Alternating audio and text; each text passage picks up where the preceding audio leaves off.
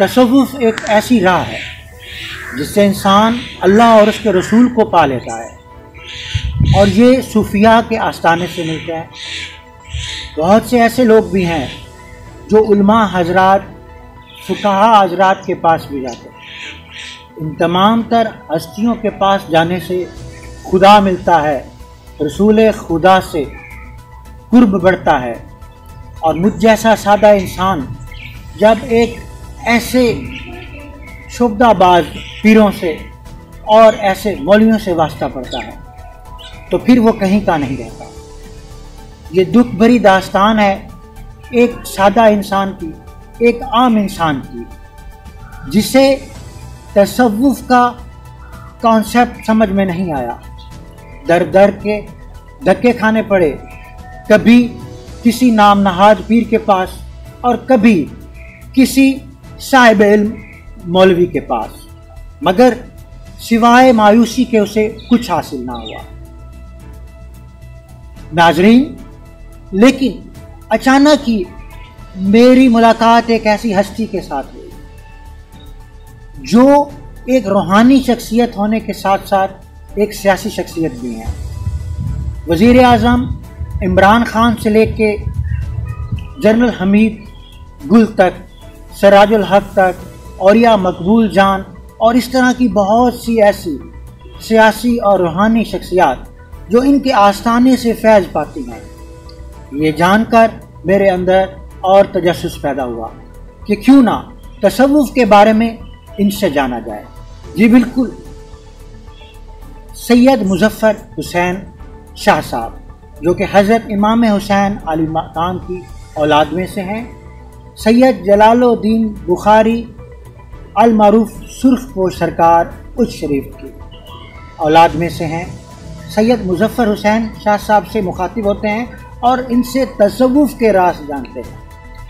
और इसके साथ साथ आज इस करप्ट सिस्टम के तहत हमारी एक सादा नेशन किस कदर तज़ब्ज़ुब का शिकार है, किस कदर क्राइसिस का शिकार है और एक आम इंसान के लिए 2 वक्त की रोटी पूरी करना किस कदर मुश्किल हो चुका है।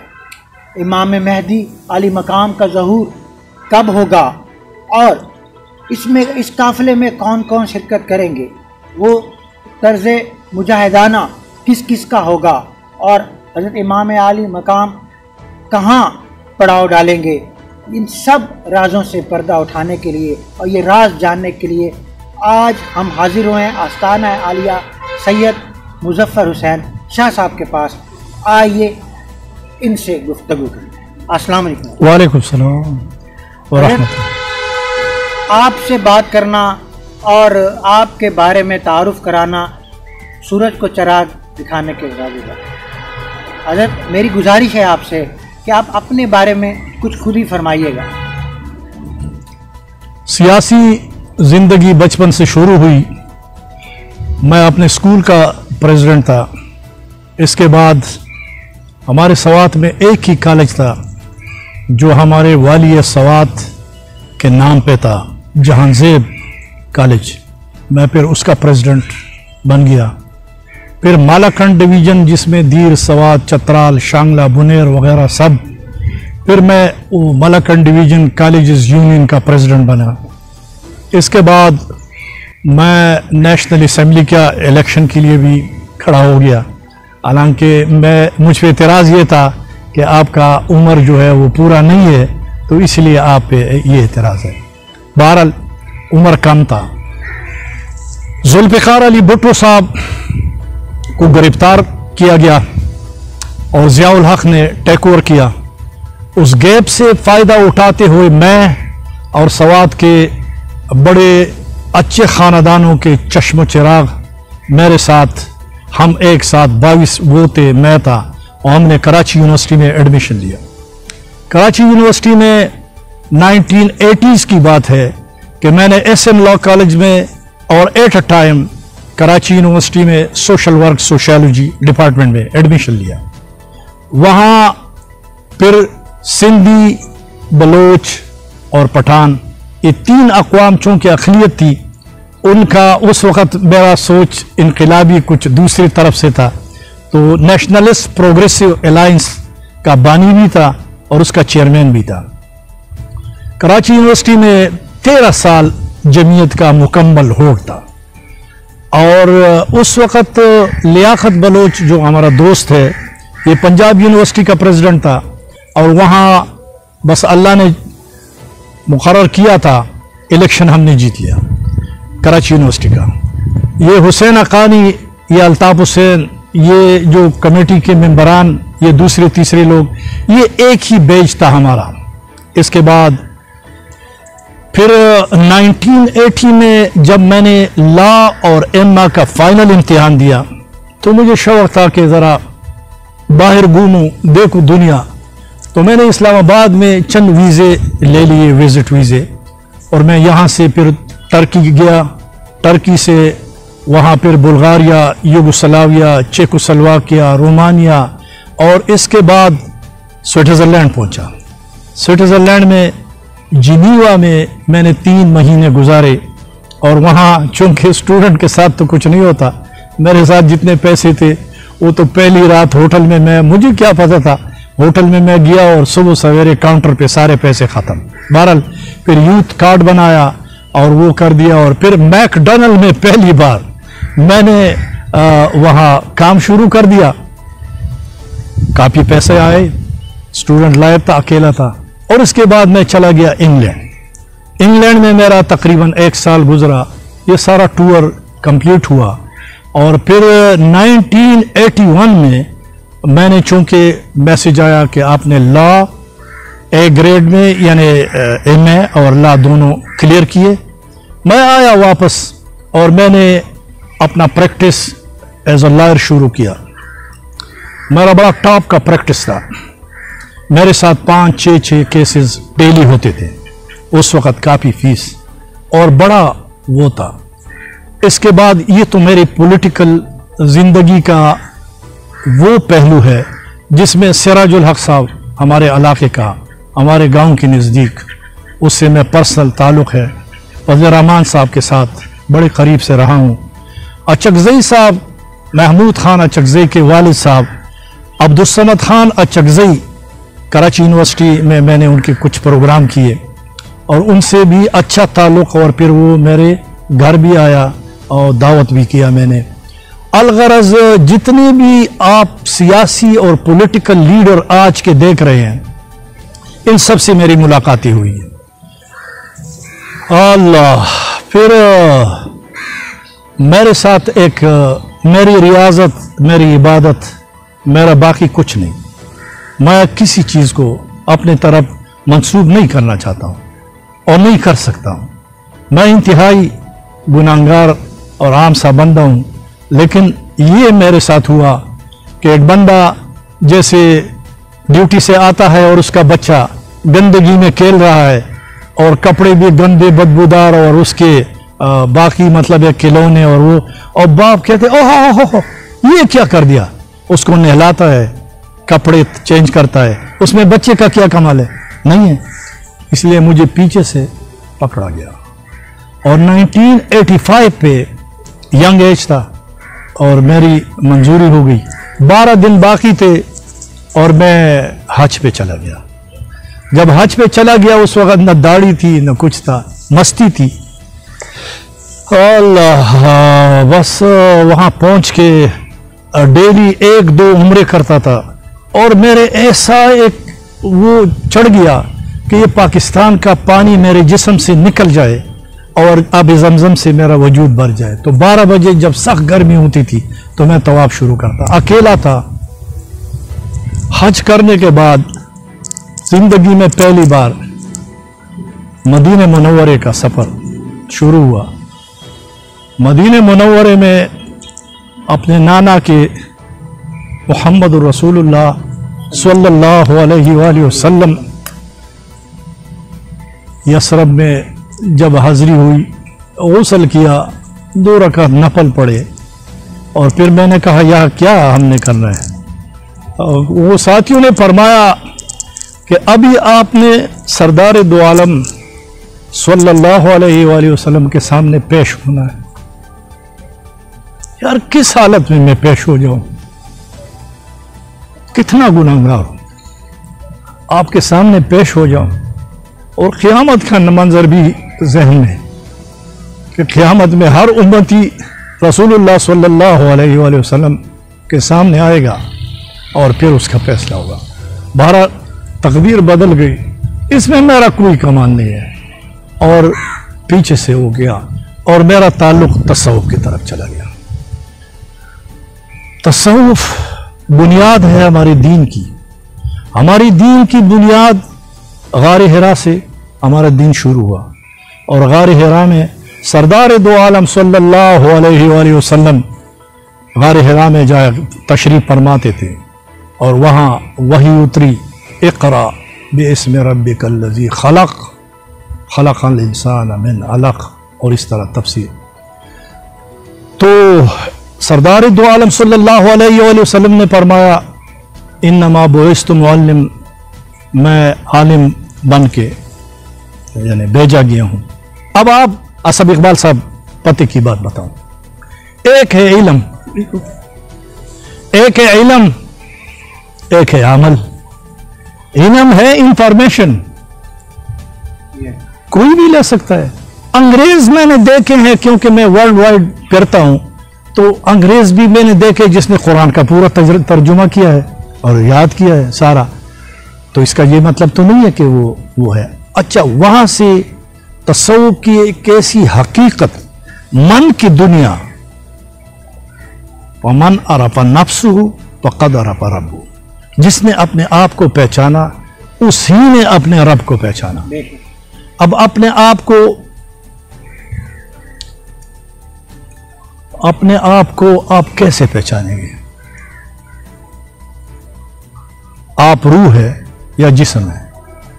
जिस्म तुम्हारा पिंजरा है, ये अमानत तुमने दुनिया से ली है खुराक की शक्ल में, और ये अमानत दोबारा दुनिया में चला जाएगा, मट्टी हो जाएगा। मट्टी से बना हुआ वजूद मट्टी में रुल जाएगा। ये सबसे पहले जब हम कतरे की सूरत में बाप के पुश्त में थे, जिस्म हमारा माँ के पेट में थे, माँ के पेट में जब स्टक इन ब्लड हमारा हुआ, वो माँ के दिल के साथ सांस ले रहा था, वो खुद सांस नहीं ले रहा था। अचानक माँ घबराई, उसमें रूह आ गया। अब रूह जिंदा था। अब मैं पति की बात बताऊं कि इंसान असल में रूह है, जिस्म नहीं है। जिस्म मकान है, रूह मकीन है। और जिस्म जो है वो एक पिंजरा है, घोड़ा है, सवारी है। हकीकत में रूह सवार है, रूह हकीकत है। अब रूह आलम अरवाह में था, करोड़ों पता नहीं कितने साल हम वहां थे। अल्लाह ने फरमाया जब हमारी रूहों को पैदा किया, अलस्तु बिरब्बिकुम, मैं तुम्हारा रब हूं कि नहीं? कालू, ये किसने कहा? रूहों ने कहा। तो इसका मतलब है कि मेरी और आप सारी इंसानों की रूह सुन भी रहे थे और बोल भी रहे थे। ठीक है, कालू बला। अब आलम अरवाह रूह क्या है? ये तसव्वुफ सारी यानी जो है तवज्जो रूह पे होती है, जिस्म पे नहीं होती। रूह तकड़ा होता है तो जिस्म तकड़ा है। रूह बीमार होता है, उसको रूहानी खुराक नहीं मिलती तो जिस्म बीमार होता है। रूह का साया जिस्म पे पड़ता है। ये लंबी चौड़ी, इस पे अगर मैं महीने बात करूं तो ये पूरा नहीं होता, लेकिन मुख्तसर में ये कहूंगा कि फिर हम देखें कि सियासत क्यों जरूरी है हमारे दीन में, रूहबानियत क्यों नहीं है। वो इसलिए कि सरदार दो आलम सल्लल्लाहु अलैहि वसल्लम पे जब वही उतरी तो आपने तबलीग शुरू किया और वहाँ इंतहाई सख्तियाँ जब हकीकत आई तो सादिक और अमीन सल्लल्लाहु अलैहि वसल्लम अपने लोगों ने, क्योंकि आप सल्लल्लाहु अलैहि वसल्लम ने फरमाया अगर मैं आप लोगों को ये कहूँ कि इस पहाड़ी के पीछे एक लश्कर है, तुम पे हमला और हो रहा है, तो मानेंगे? तो सब ने कहा कि आप अमीन है, सादिक है, जिंदगी में कभी आपने झूठ का तो करीब से भी नहीं गुजरा, तो हकीकत है। तो आपने फरमाया अल्लाह एक है। जब एक अल्लाह की बात की तो सारे बिगड़ गए। तकलीफें शुरू हुई और इंतहाई तकलीफों में वो पूरा दास्तान है। हिजरत किया, हिजरत के बाद जब मदीने मुनव्वरे आप आए तो आपने निज़ाम कायम किया। और निज़ाम कैसे कायम? मस्जिद नबवी में ये पूरा ट्रेनिंग। सहाबा सुफ़ा कौन थे? क्या ये मदरसे के तालिब इल्म थे? ये इल्म हासिल कर रहे थे। सीना मुबारक से एक नूर सहाबा किराम के अंदर सीनों में और उनके जिस्म में सरदार दो आलम सल्लल्लाहु अलैहि वसल्लम का। फिर आप हमारे लिए सरदार दो आलम सल्लल्लाहु अलैहि वसल्लम जो इमामुल अनबिया है, सारे इमामों का पेशवा है। और फिर सहाबाए किराम, इसके बाद औलिया किराम, फिर यानी तब ये हमारी आइडियल है। शाह साहब, तसव्वुफ यही है। स्पिरिचुअल डेमोक्रेसी के ऊपर मैं आपसे बाकायदा ब्रीफिंग चाहूँगा, लेकिन इससे पहले मैं आपसे ये जानना चाह रहा हूँ कि आप ये बताइएगा कि तसव्वुफ के अंदर सिर्फ़ और सिर्फ महज इबादत ही का किरदार है या इसके अलावा कुछ और अहकामात भी? असद इकबाल साहब, इबादत जो है ना ये थ्योरी है, ये रिहर्सल है, ये ट्रेनिंग है। जैसे हम पाकिस्तानी फौज को ट्रेनिंग देते हैं, उनको खाने खिलाते हैं, उनको गोश्त खिलाते हैं, उन पे खर्चे करते हैं, करोड़ों रुपए के खर्चे। उनको तैयार किया जाता है दुश्मन के साथ लड़ने के लिए। अगर खुदा न ख्वास्ता अल्लाह कभी न करे इस तरह हो कि जितना भी खर्चा किसी पे हुआ है और वो बॉर्डर पे जाके वो दुश्मन के फौज के साथ वहां मिल, तो जब वापस आएगा तो कोर्ट मार्शल होगा। हमें मैदान जंग में उतारा गया है और हमें इबादत सिर्फ थ्योरी है, रिहर्सल है अमल के लिए। जब अमल हमारा इबादत के मुताबिक नहीं होगा तो ये दीन नहीं है, ये सिर्फ काल है। हज़रत, मैंने बहुत सी रूहानी शख्सियत ऐसी भी देखी हैं जिस शहर में रह रही हैं, उस रियासत का फ़र्द हैं, लेकिन वहाँ पर सूद का निज़ाम चल रहा है, रिश्वत का जना आम हो रहा है, लेकिन उनका कोई रद्द अमल सामने नहीं आता। तो क्या वो तसव्वुफ के सही पैरोकार हैं? आपने बड़ा अच्छा सवाल किया। बात यह है कि हर पीर साहब के आप दादा परदादा के उस पे जाए, जैसे रावी के किनारे जुगी में बैठकर करोड़ बार सूरह मुज़म्मिल का चिल्ला किया। यहां जब मैं बैठा हूं तो सादिक निहंग सरकार 360 मुरब्बों का मालिक है, अब भी उनके नाम पे है। इनका कोई औलाद नहीं था, यह हमारे दादाओं से है। बुखारी सैयद है, सैयद जलाल शाह बुखारी सुर्खपोश की औलाद में से है और वो सारा उन्होंने वक़फ़ किया है। तो फ़कीरों की जिंदगी जो है अपने दादा की सुन्नत के मुताबिक अगर ना हो तो ये काल है। काल और हाल में बड़ा फर्क है। काल वो कह रहे हैं ना, ये तुम जो कहते हो वो नहीं हो, जो तुम करते हो तुम वही हो। तो ये अलमिया है और अब वक्त आ गया है कि इनका फैसला हो जाएगा अनकरीब कि रस्म शबीरी जो है वो इमाम हुसैन अलैहिस्सलाम के कदम पे वो निकलेंगे। जो नहीं निकला और दुनिया में चला गया, बस वो तसव्वुफ से हट गया है, सिर्फ ढांचा है और लोगों को बातों तक, जैसे मौलवी और पीर बातें करते हैं, अमल कुछ और हो बातें, तो इसमें बहुत बड़ा फर्क है। तसव्वुफ अमल का नाम है। शाह साहब, वेस्टर्न कंट्रीज़ ने 5G टेक्नोलॉजी लॉन्च कर दी है और उनकी खुशफहमी ये है कि हमारी टेक्नोलॉजी के आगे तसव्वुफ की और रूहानियत की एक नहीं चलेगी। क्या उनका ये दावा ठीक है? अब तो बस फाइनल राउंड है और क़यामत की निशानियां तकरीबन कंप्लीट हो गई है। कुछ बड़ी निशानी 1-2 बाकी है। दज्जाल जाहिर हो चुका है।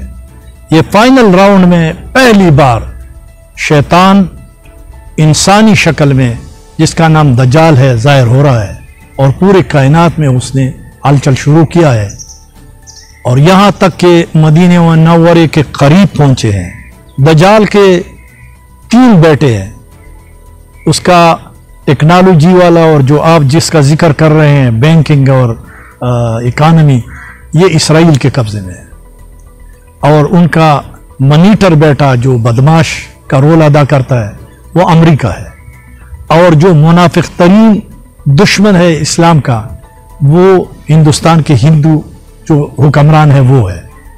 अब ये एक तरफ तो दजाल है और बातिल छा गया है तकरीबन, तो जब बातिल छा गया है तो क्या हक नहीं है? ये नामुमकिन है, हक मौजूद होगा।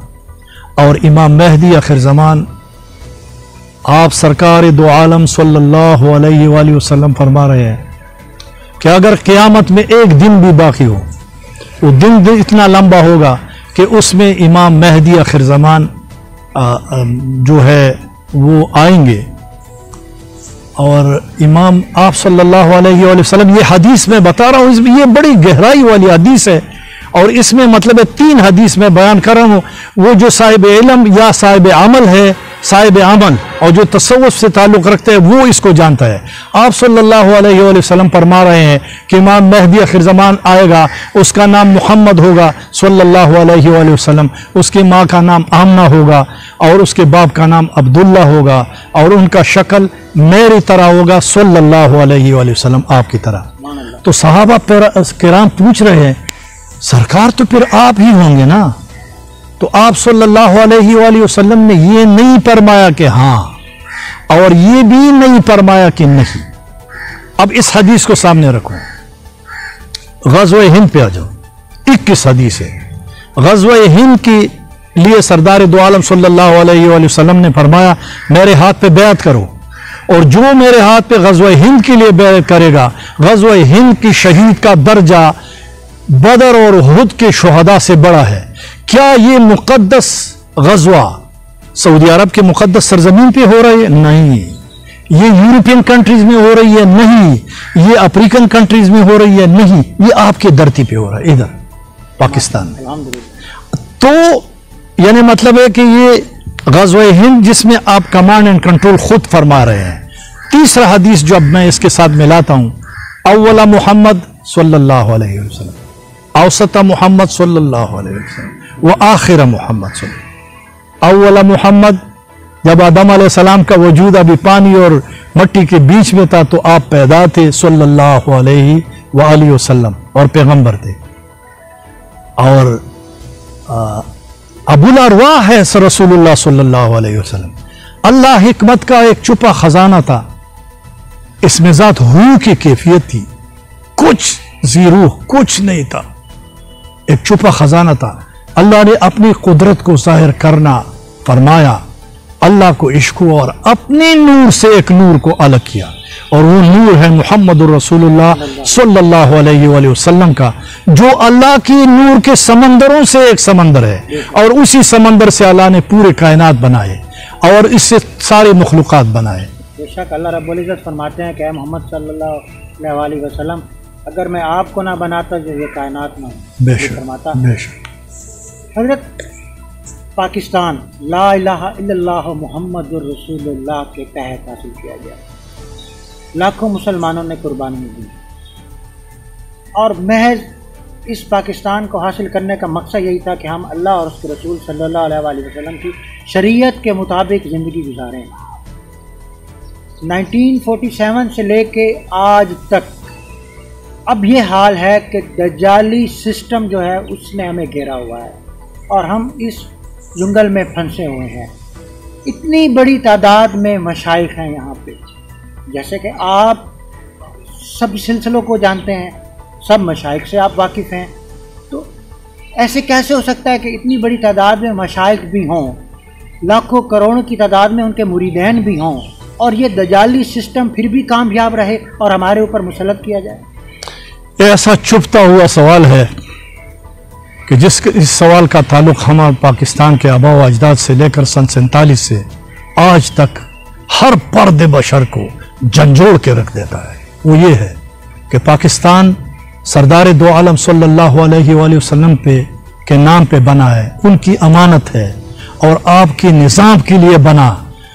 इसमें करोड़ों लाखों करोड़ों मुसलमानों की असमत दरी हुई, उनकी बहनों और बेटियों की खून के दरिया बहे, और खून के दरिया पार करके उन्होंने उधर अपने हवेलियाँ छोड़ी, अपने जायदादें छोड़ी और इधर इस्लाम के नाम पर और इस्लाम के क़याम के लिए पाकिस्तान में आए। अब उन अरवाहान जो जितने रूह हैं उनकी रूहें चीख चीख के पूछ रहे हैं कि हमने अपनी असमतें लुटा दी, अपने खून के दरिया से हम पार हो गए, हमने यहाँ कुर्बानी दी शहादत के रुतबे पे और वहां पे आ गए। ये पाकिस्तान इसलिए हमने बनाया था। ये तो एंग्लो सेक्सन लॉ तो वहाँ इंडिया में भी है, इधर भी है, वहाँ इंग्लैंड में है, वहाँ ज़रा सॉफ्ट है, अच्छा है। मैं खुद गया हूँ, वहाँ ज्यूरी सिस्टम है, यहाँ गन है, गिलाजत है। ये निज़ाम बदबूदार फेल हो चुका है। हम नई नई इस गन के अंदर हम तजर्बे करते हैं। इसका मिसाल इस तरह है कि जैसे एक समंदर गारे पानी का जो कड़वा पानी है उसमें जा रहा है, वो समंदर जा रहा है और एक बंदा कोशिश कर रहा है मटके और टब भर भर की मीठे पानी का उसमें डाल रहा है। क्या कर रहे हो यार? ये कभी मीठा होगा? ये नहीं होगा। इस्लाम का अपना स्ट्रक्चर है। जो इमाम और खलीफतुल्लाह मिन जानिब अल्लाह है, सरदार दो आलम सल्लल्लाहु अलैहि वसल्लम, पहला इमाम मौला कायनात, जिसका मैं मौला हूं, अली उसका मौला है। वो तमाम सलासिल का बादशाह है, वो खैबर का पाते है, वो दीन इस्लाम का जिंदा करने वाला है। ला सैफ इल्ला जुल्फ़िकार, वो पहला इमाम है, पहला कलंदर है और पहला सब कुछ है। और रूहानियत उनके पांव की नीचे से पूरे जहान में तकसीम हो रहा है। वो पहला इमाम है। फिर आपका बेटा हसन अलैहिस्सलाम वो इमाम है। और इस तरह 12 इमाम का मैं कह रहा हूं। फिर हुसैन अलैहिस्सलाम उसका बेटा, ये तीसरा इमाम है जिसके हम औलाद है। और इमाम हुसैन का इमाम ज़ैनुल आबिदीन उसका बेटा है, इमाम है।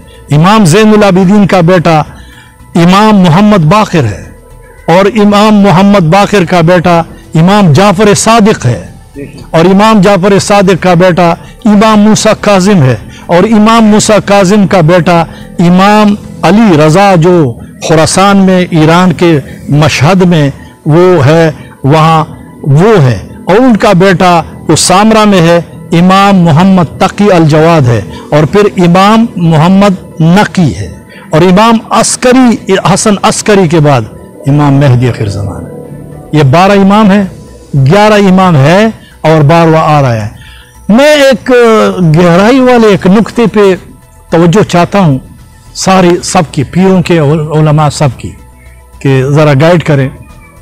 ये जो हम नमाज में पढ़ते हैं, नमाज में पढ़ते हैं जो मकबूल है, कुतब अब्दाल गौस और रसूलुल्लाह सल्लल्लाहु अलैहि वसल्लम खुद असहाबा करम सब ने पढ़ा है। अल्लाहुम्मा सल्लि अला मुहम्मद व अला आले मुहम्मद कमा सल्लैता। अब मिसाल दे रहे, कमा सल्लैता अला इब्राहीमा व अला आले इब्राहीमा इन्नका हमीदुम मजीद। या अल्लाह, अब इब्राहीम अलैहिस्सलाम और उसके आल पे कौन सा ऐसा बड़ा इनाम किया गया है जिसका हम नमाज के अंदर कहते हैं कि या अल्लाह वो इनाम मोहम्मद सल्लल्लाहु अलैहि वसल्लम और उसके आल पे कीजिए। सबसे बड़ा इनाम जो है, सबसे बड़ा इनाम जो तमाम इंसानियत तस्लीम कर, वो पैगंबर ही है। पैगंबर से बड़ा इनाम नहीं है। आप देखें ना, इब्राहीम अलैहिस्सलाम की औलाद में पैगंबरों का सारा सिलसिला आ रहा है जो अभी कायम है। अब चूंकि रसूलुल्लाह सल्लल्लाहु अलैहि वसल्लम खातमुन नबीयीन है, जिनका ये ईमान नहीं है, मुसलमान है ही नहीं, आखिरी नबी है, लेकिन उनके बेटे औलाद इमाम है आले मोहम्मद। अब जो उनके साथ जुड़ गया, हदीस शरीफ पेश करता हूं कि मेरे अहले बैत का मिसाल नूह अलैहिस्सलाम की कश्ती है। जो इसमें जुड़ गया, बैठ गया, वो पला पा गया, जो इससे कट गया डूब गया, गर्क हो गया। बेशक आज की नशिस्त में मेरा आखिरी सवाल आपसे ये है जी, कि आपने अपने इंट्रोडक्शन के स्टार्ट में जैसा तसव्वुफ का आगाज़ आपने किया, तो आपने ये फरमाया कि रसूल अकरम सल्लल्लाहु अलैहि वसल्लम की तरफ से मुझे एक ड्यूटी लगाई गई है। तो क्या आप हमें ये बताना चाहेंगे कि वो ड्यूटी आपकी क्या लगाई गई और वो आप किस तरह अदा कर रहे हैं?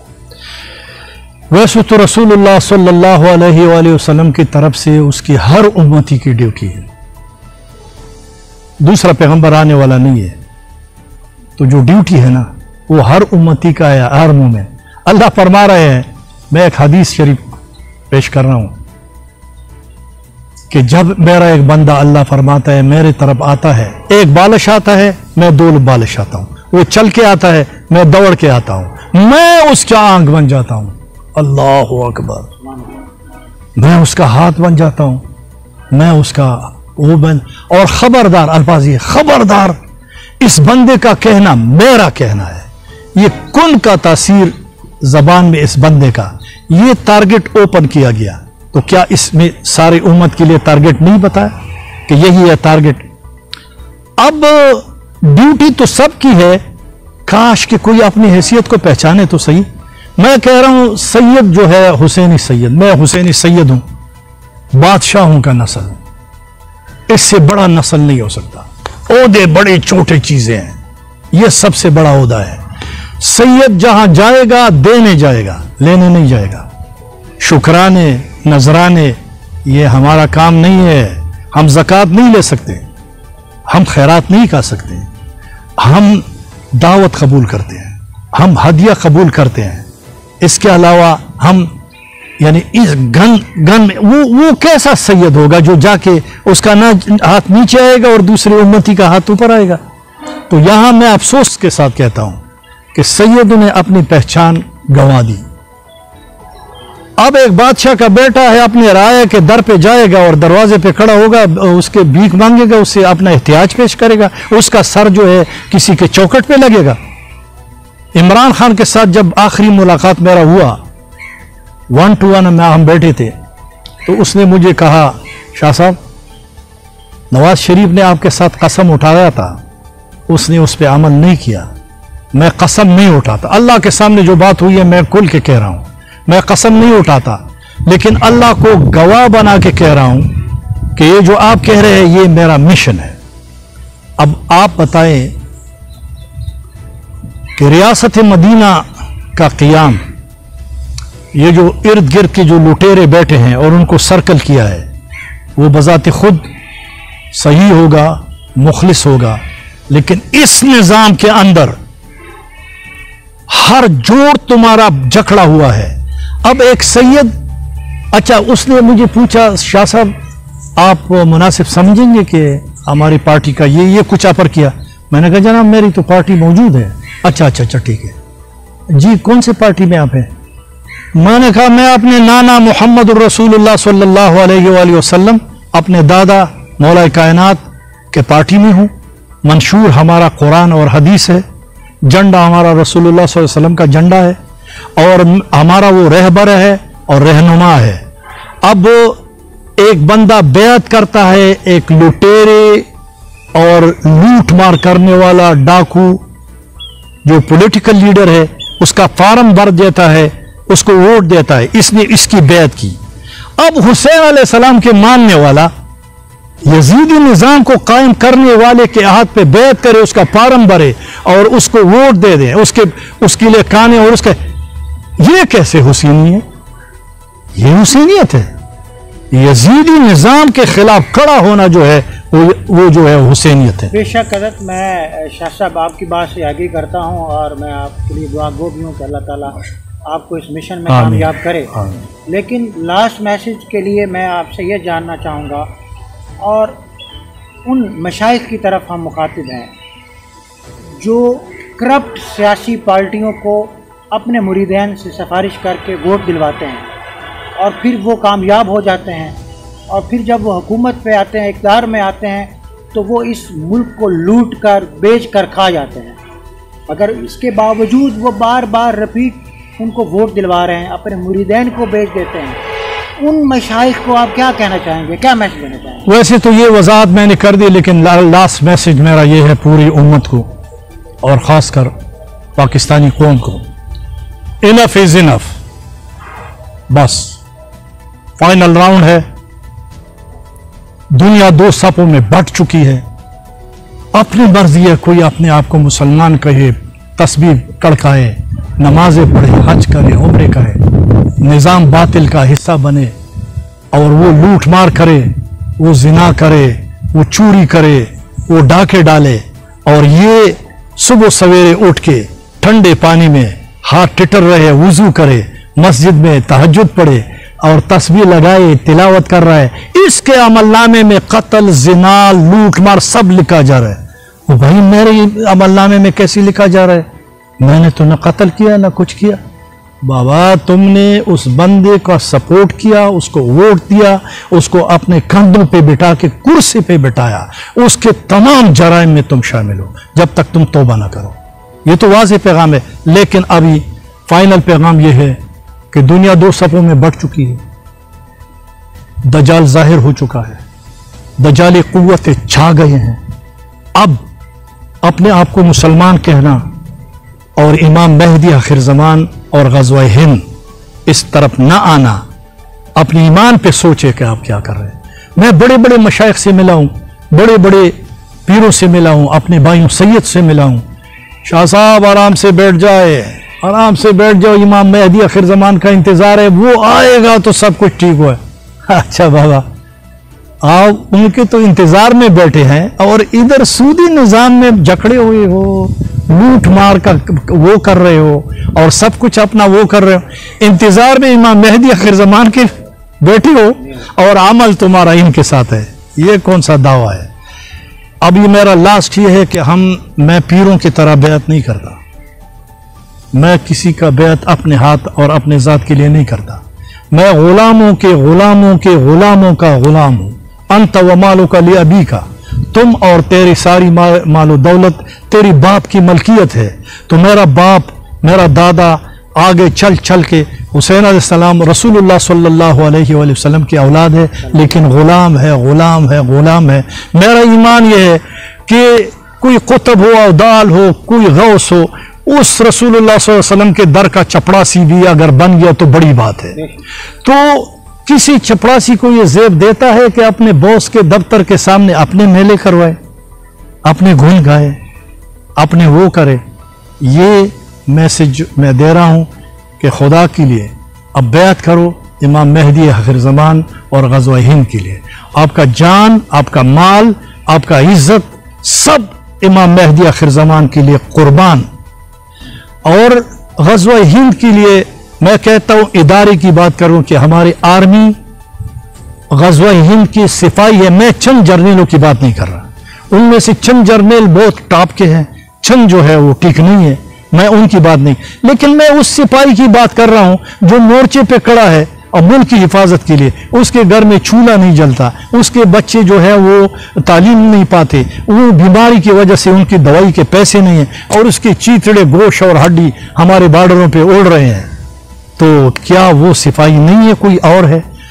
तो ये इदारा है और इसके साथ जो है ग़ज़वा हिंद के जो इस तरफ है तक़वा की बुनियाद पर, वो इमाम मेहदी आखिर ज़मान के, ये फाइनल वो है। और इसके लिए हम कोशिश कर रहे हैं। मैंने हुज्जत कायम भी किया और तमाम पॉलिटिकल लीडर से मिला, वज़ीर आज़म नवाज़ शरीफ से मिला, मदीने मुनव्वर से उस वक़्त आया था, उसको मैंने वो और उनके जो शहबाज शरीफ, ये बात अगर वो सुने किसी जगह वो जाए ना, उसको पता है कि जब वो बैठ गया मैंने कहा अकेले में आ जाऊं, अकेले में बैठ गया तो मैंने पहले कहा कि आपका नाम नवाज शरीफ है, तो आप कौन सा नवाज है? नवाज तो है, वडेरा नवाज है, खान नवाज है, जालिम नवाज है या गरीब नवाज है? नहीं, गरीब नवाज का तो मैं दर का हूं। अच्छा जनाब, आपका उम्र जो है, मैंने कहा 63 साल से ऊपर है। और इस उम्मत का औसत उम्र 63 साल है। बोनस में जिंदगी मिलती है तो वो किसी मिशन के लिए मिलती है, गुलामी और निज़ाम के लिए मिलती है, अल्लाह से ताल्लुक़ जोड़ने के लिए मिलती है, रसूलुल्लाह सल्लल्लाहु अलैहि वसल्लम के गुलामी के लिए मिलती है। तो आप 2 बार वज़ीर आज़म रहे, तो आपके दिल का अरमान क्या है? शाह साहब तारीख में मेरा नाम आए तो फिर ये रेवंड महल के और ये जो चीफ मिनिस्टर हाउस है और इसके जो खर्चे पटवारी और पुलिस और ये लोग जो उठाते हैं, इसका क्या होगा? जेब से करूँगा, अगर पूरा नहीं हो बेच के करूँगा। फिर नवाज शरीफ साहब बस बन गए वजीर आज़म और मुलाकात आज कल ये। अच्छा, एक सवाल उन्होंने किया, शाह साहब इस मौजूदा निज़ाम में ये कैसे आप इलेक्शन में ये कैसे वो ठीक कर सकते हैं? मैंने कहा 2 मिनट में जो नाम लिख सकता है वो वोट देख सकता है, जो नाम ही नहीं लिख सकता वो अहल राय कैसे होगा? कोई कड़ा नहीं होगा। जिसने अपने आप को पेश किया कुर्सी के लिए, सरदार दो आलम सल्लल्लाहु अलैहि वसल्लम फरमा रहे वो ना अहल है, हम कहते हैं वो अहल है। जिसने खुद क्या, यार मुझे वोट दे, मैं अहल हूं, तुम ना अहल हो। अच्छा, नाम 2 लिखेगा, एक MPA का लिखेगा, एक MNA का लिखेगा, इसी निजाम में वो पर्ची डालेगा, चाहे अपना नाम लिखे, किसी मुर्शिद का नाम लिखे, किसी लीडर का नाम लिखे, उल्टा दो, जिसके ज्यादा नाम है वो ठीक है।